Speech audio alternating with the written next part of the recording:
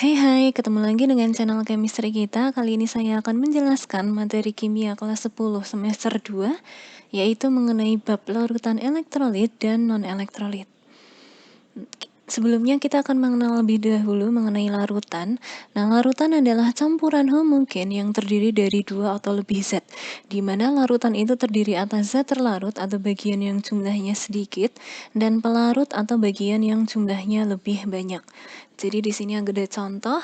Jadi di sini saya memasukkan suatu zat terlarut ke dalam pelarut, kemudian saya aduk atau saya larutkan, dan dia membentuk suatu larutan. Jadi larutan ini intinya dia terbentuk dari pelarut dan zat terlarut. Partikel zat terlarut tidak dapat terlihat sehingga tidak dapat dibedakan dengan pelarutnya ketika kita sudah melarutkan zat terlarut tersebut dalam suatu pelarut. Jenis larutan berdasarkan daya hantar listrik ada dua. Yang pertama adalah larutan elektrolit, yang kedua adalah larutan non-elektrolit. Di mana larutan elektrolit ini adalah larutan yang dapat menghantarkan listrik, dan zat terlarutnya disebut sebagai zat elektrolit, sedangkan larutan non-elektrolit adalah larutan yang tidak dapat menghantarkan arus listrik. Zat terlarutnya disebut dengan zat non-elektrolit. Contoh dari suatu zat elektrolit itu ada asam, ada basa, dan ada garam. Ini contoh gambarnya adalah gambar garam. Sedangkan contoh yang non-elektrolit ada etanol atau alkohol, ada larutan gula, dan larutan urea. Di sini ada contoh etanol atau contoh dari alkohol ya. Yang pertama yang akan kita bahas adalah larutan elektrolit.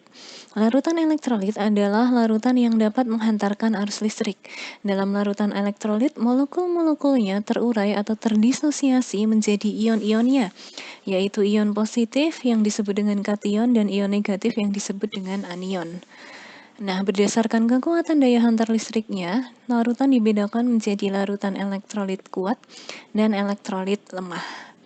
Untuk larutan elektrolit kuat adalah larutan yang memiliki daya hantar yang kuat, di mana pada larutan elektrolit kuat seluruh molekulnya terurai menjadi ion-ionnya, artinya dia akan terionisasi sempurna, yang ditandai dengan satu arah pada persamaan reaksinya. Jadi ini adalah satu arah. NaCl ketika dia dilarutkan dalam suatu pelarut, dalam hal ini air, akan terion menjadi Na+ dan Cl-. Anak panahnya hanya satu arah. Pada uji daya hantar listrik larutan elektrolit, nanti lampu akan menyala terang dan timbul banyak gelembung. Contoh dari elektrolit kuat ada asam kuat, ada basa kuat, dan garam-garam yang memiliki kelarutan yang tinggi. Asam kuat di sini contohnya ada HCl, HCl3, HCl4, H2SO4, HNO3, dan lain sebagainya. Sedangkan basa kuatnya itu biasanya adalah basa-basa yang berasal dari golongan alkali atau 1A dan alkali tanah yaitu 2A. Contohnya ada NaOH, KOH, CaOH2, dan sebagainya. Nah, untuk garam-garam yang memiliki kelarutan tinggi, ini biasanya garam tersebut salah satu komponennya berasal dari asam atau basa kuatnya. Contohnya ada NaCl atau garam dapur, KCl, Ki, Al2SO4, dan lain-lain. Nah, ini adalah ilustrasi dari percobaan daya hantar listrik untuk larutan elektrolit kuat. Jadi lampunya di sini akan menyala terang, kemudian di sini akan timbul banyak gelembung di sekitar elektrodanya.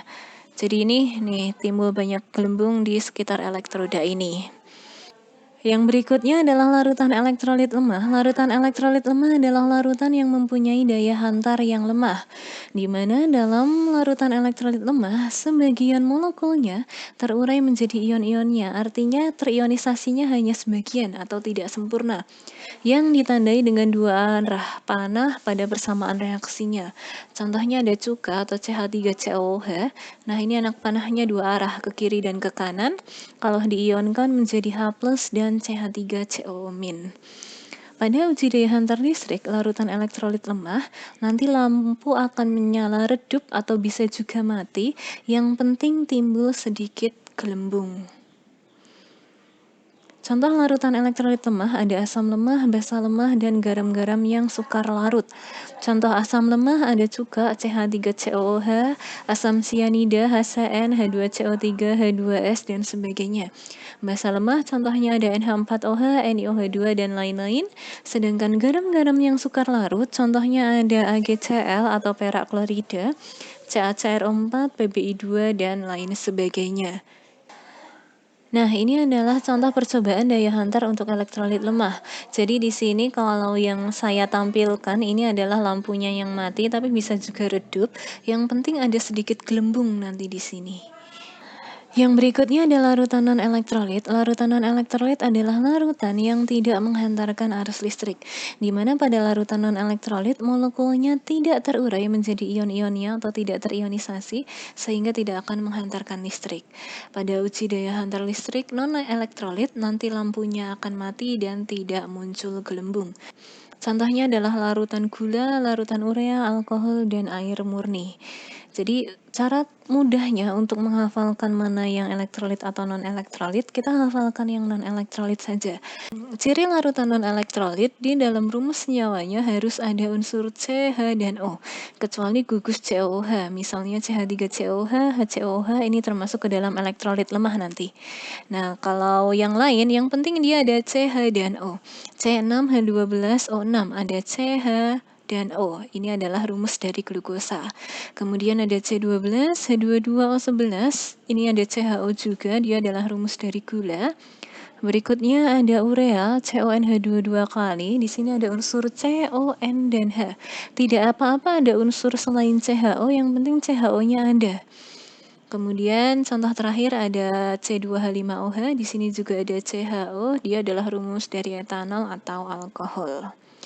Nah, untuk percobaan daya hantar dari non-elektrolit, tidak muncul gelembung di sekitar elektrodanya, dan lampunya akan mati. Nah, perbedaan uji daya hantar listrik untuk suatu larutan elektrolit dan non-elektrolit. Elektrolit kuat nanti lampunya akan menyala terang, gelembungnya banyak, kemudian elektrolit lemah, lampunya akan menyala redup atau tidak menyala dan gelembungnya sedikit. Sedangkan non-elektrolit lampunya tidak menyala dan tidak ada gelembung juga. Ini adalah alat untuk uji daya hantar listrik. Jadi kita perlu batu baterai, kita perlu lampu, dan ada larutan yang diuji beserta elektrodanya. Berikutnya perbedaan secara detail untuk larutan elektrolit kuat, elektrolit lemah, dan non-elektrolit. Jadi dinilai dari lampunya tadi ya sudah saya jelaskan, elektrolit kuat itu terang, lemah itu bisa redup atau tidak menyala, dan non-elektrolit tidak menyala. Kalau gelembung elektrolit kuat banyak, elektrolit lemah sedikit, sedangkan non-elektrolit tidak ada gelembung. Nah, untuk derajat ionisasi atau derajat disosiasi yang disimbolkan dengan alfa, suatu larutan elektrolit kuat, nilai alfanya adalah 1. Elektrolit lemah, alfanya lebih dari 0 tapi kurang dari 1. Dan non-elektrolit alfanya sama dengan 0. Contohnya ini tadi juga sudah saya jelaskan, elektrolit kuat misal NaCl, H2SO4, dan lain-lain. Elektrolit lemah ada cuka, amonia, dan lain-lain. Non-elektrolit ada urea, glukosa, dan lain sebagainya. Nah, selanjutnya ada daya hantar untuk senyawa ion dan senyawa kovalen. Saya sudah pernah menjelaskan perbedaan senyawa ion dan kovalen di bab ikatan kimia sebelumnya. Jadi elektrolit ini yang pertama dapat berupa senyawa ion. Senyawa ion ini terbentuk antara logam dan non-logam. Contohnya ada NaCl, NaOH, MgBr2, Kf, dan sebagainya. Kemudian yang berikutnya ada senyawa kovalen, tapi kovalennya polar ya, dia yang memiliki kutub. Ini antara non-logam dan non-logam, kalau mau polar nanti bentuknya adalah asimetris. Contohnya adalah HCl, HF, H2O, dan sebagainya. Kemudian kita akan latihan soal yang pertama, perhatikan daya uji daya hantar listrik berikut ini. Berdasarkan data tersebut, pasangan larutan yang memiliki derajat ionisasi sama dengan 0 adalah yang mana? Berarti kalau alfa 0 itu suatu larutan non-elektrolit. Non-elektrolit itu lampunya mati dan tidak ada gelembung. Yang pertama, lampunya mati, tidak ada gelembung, berarti non-elektrolit. Yang kedua, lampu mati, nggak ada gelembung juga, berarti non-elektrolit. Yang ketiga, lampunya nyala, banyak gelembung, berarti elektrolit kuat. Yang keempat dan kelima sama, lampunya mati tapi ada sedikit gelembung, berarti dia elektrolit lemah. Yang non-elektrolit nomor 1 dan 2. Nomor 1 jawabannya adalah pilihan yang A. Nomor 2, perhatikan gambar uji daya hantar listrik 3 jenis larutan berikut. Urutan kekuatan daya hantar listrik ketiga larutan tersebut mulai dari yang terkuat ke yang lemah adalah yang mana? Paling kuat adalah elektrolit kuat, diikuti elektrolit lemah, dan non-elektrolit. Yang paling kuat elektrolit kuat ini ya nomor 1 elektrolit kuat. Kemudian nomor 2 ini lampunya mati tapi ada sedikit gelembung, berarti dia elektrolit lemah. Kemudian yang ketiga tidak ada gelembung, lampunya mati, berarti dia non elektrolit. Berarti sudah urut ini 1 2 3. Nomor 2 jawabannya adalah pilihan yang E. Nomor 3, perhatikan beberapa larutan berikut, ada HF, CH3COH, BaOH2, dan CONH2. 2 kali. Pertanyaannya, pasangan larutan yang diperkirakan memiliki daya hantar sama kuat adalah larutan nomor berapa? Oke, kalau dia diminta memiliki daya hantar listrik yang sama, artinya jumlah partikelnya sama. Bagaimana menghitung jumlah partikel? Jumlah partikel untuk elektrolit itu rumusnya adalah molaritas dikali jumlah ion, sedangkan non-elektrolit sama dengan nilai molaritasnya itu sendiri. Nomor 1 HF, tidak ada CHO, berarti di sini elektrolit. Jumlah ionnya ada 1H, 1F, berarti total ionnya adalah 2. Berarti 2 kali 2 sama dengan 4. CH3COH, ini ingat ya, walaupun ada CHO-nya, dia masuk pengecualian tadi. Dia masuk ke dalam elektrolit lemah yang khusus nilai jumlah ionnya pasti 2. Jadi tetap 2 kali 2 yaitu 4. BaOH2, tidak ada CHO, cuman ada OH, C-nya tidak ada, berarti dia tetap elektrolit. Jumlah ionnya di sini Ba-nya 1, OH-nya ada 2, totalnya adalah 3. Berarti 2 kali 3 adalah 6.